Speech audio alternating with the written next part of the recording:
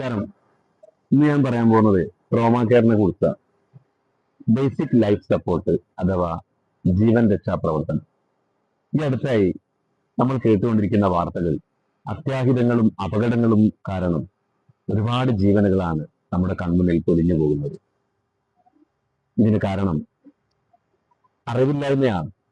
ഒരു അപകടം സംഭവിച്ചു കഴിഞ്ഞാൽ അല്ലെങ്കിൽ ഒരു അത്യാഹിതം സംഭവിച്ചു കഴിഞ്ഞാൽ അവരെ പ്രഥമ ശുശ്രൂഷ നൽകിക്കൊണ്ട് ജീവൻ രക്ഷപ്പെടുത്താനുള്ള മാർഗം നാം അറിഞ്ഞിരിക്കണം.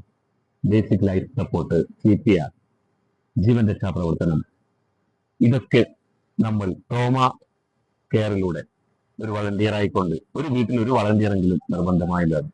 നമ്മൾ യാത്ര ചെയ്യുമ്പോഴും നമ്മളെ ജോലി ചെയ്യുന്ന സ്ഥലങ്ങളിലും എന്ന് വേണ്ട, നാം എവിടെ പോയി കഴിഞ്ഞാലും അവിടെയെല്ലാം പെട്ടെന്ന് നമ്മുടെ കൺമുന്നിൽ ഒരു അപകടം കണ്ടു കഴിഞ്ഞാൽ പകച്ചു നിൽക്കാതെ അവിടെ ആ ജീവനെ രക്ഷിക്കാൻ വേണ്ടിയുള്ള പ്രവർത്തനം മനസ്സിലാക്കുകയും പഠിക്കുകയും ചെയ്യേണ്ടത് അത്യാവശ്യമായി വന്നിരിക്കുകയാണ്.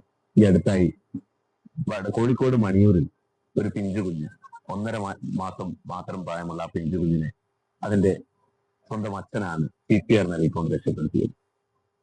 അതിന് തൊട്ടു മുമ്പായി നമ്മൾ കേട്ട മറ്റൊരു വാർത്ത, കാസർഗോഡ് ജില്ലയിലെ ഉദുമയിൽ 10 വയസ്സുള്ള ഒരു ബാലിക കടയിൽ നിന്നും ചുയിങ്കം വാങ്ങി വായിലേറ്റിടുകയും തൊണ്ടയിൽ കുടുങ്ങി മരണത്തോട് മല്ലടിക്കുകയും ചെയ്തപ്പോ അവിടെ കണ്ടുനിന്ന ചെറുപ്പക്കാർ ആ കുട്ടിയെ രക്ഷപ്പെടുത്തുകയായിരുന്നു.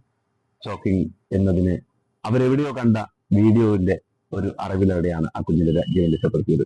ഇതാണ് ഞാൻ പറഞ്ഞു വരുന്നത്. നമ്മുടെ സ്കൂളുകളിലായാലും നമ്മുടെ റെസിഡൻസ് അസോസിയേഷനുകളിലായാലും നാട്ടിൻ പുറത്തും ക്ലബ്ബുകളും അതുപോലെ തന്നെ സന്നദ്ധ സംഘടനകളും ഒക്കെ ഈ ഒരു ട്രോമാ കെയർ വളണ്ടിയർ പരിശീലനം എല്ലാവർക്കും നൽകുക, ഇതിന്റെ ഭാഗമായി മാറുക എന്നുള്ളത് അത്യാവശ്യമായി വന്നിരിക്കുന്ന ഒരു കാലഘട്ടത്തിലാണ് നാം ജീവിച്ചിരിക്കുന്നത്.